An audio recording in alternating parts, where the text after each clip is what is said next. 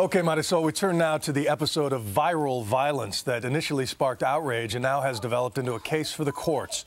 A half-dozen teenage girls stand accused of badly beating 16-year-old Victoria Lindsay. They intended to post the vicious attack on YouTube and MySpace, raising questions about bullying and whether the internet exacerbates the violence. ABC's Andrea Canning takes a look. That's what you yes. are, They were fearless in this now infamous video posted on YouTube. But Friday, the tables turned as the teens accused of being involved in the beating of 16-year-old Victoria Lindsay stood nervously, one by one, before the judge. You are charged by an information with one count of kidnapping. All 8 teens are being tried as adults, the youngest just 14 years old. With bail as high as $37,000, they're facing kidnapping and misdemeanor battery charges. The judge also ordered them to stay away from their high school and all social networking sites. The beating left Lindsay with a concussion and damage to her left eye and ear.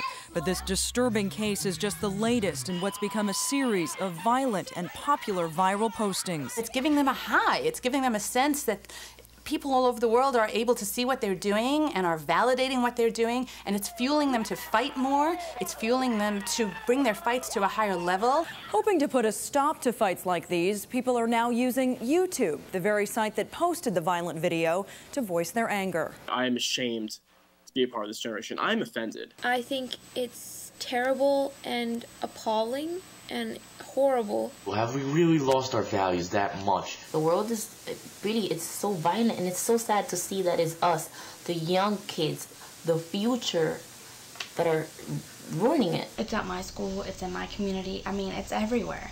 But you know, they just don't get noticed. Yes, I think they should get justice. If convicted, all 8 teenagers face up to life in prison, along with what could be a lifetime of public scrutiny. So send them to jail and let them think about it. Let them think about the person that they hurt, and then the problem may be solved. For Good Morning America, Andrea Canning, ABC News. Joining us now to talk about the violence and what can be done about it, psychologist Dr. Michael Bradley, an expert on adolescent behavior, the author of Yes, Your Kid is Crazy. Good morning, doctor. Good morning, Thanks for being with us. Thank you. So, do you believe that kids have always had this sort of violent proclivity, but it's the internet now that amplifies it, or do you think it's the internet actually driving this behavior? Kids have always had this tendency, this bullying sort of thing. The internet just kind of distills it down, makes it bigger, faster, stronger, where kids have this instant response to these bullying tendencies they've always had. This is the extreme nature of this, but when it comes to even just nasty email messages or postings about picking on people, picking someone out, talk about that trend and how destructive it can be. Well, again, it's a function of the technology and the culture. See, we have our kids in a culture bill that tells them to do these crazy things. And by the way, these kids' brains don't work so good to begin with. They're not adults. They're large children, not small adults. So when you pound them with these suggestions, they'll act them out. And then you provide them with this technology. It's kind of like giving kids handguns and being shocked when bad things happen. Right. So then do you think that it's too harsh to try these kids as adults, given the developing brain? That's an incredibly lazy and stupid response to this situation. These are not adults. These are children. And by the way, they're reflecting our adult culture. We put this stuff all around them, and then we're going to prosecute them because they do what we tell them to do. It's nuts. These kids need treatment. They don't need punishment. The punishment is going to make them worse when they come out. It's not going to help anything. What kind of treatment? Treatment to help them establish a set of values that they should have had help doing to begin with. They have to have a sense of what this culture is telling them to do. Kids are acting out in ways that hurt themselves more than ever before. They're self-destructing kind of before our eyes, and we're abandoning them.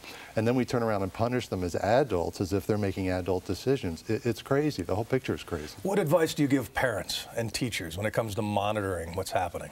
Well, more than monitoring, you have to connect with these kids. We've kind of cast these kids adrift, and we're shocked that the culture teaches them bad things. You have to get the kids before the culture does and help them build a set of values so that they can make better decisions when they're confronted with this insanity around them. Are you encouraged when you see the messages we showed there in Andrea's Absolutely. piece? Their peers Absolutely. speaking out. I wish we would show that 10 times more than the crazy clip, because there are kids out there that make good decisions and want things to get better.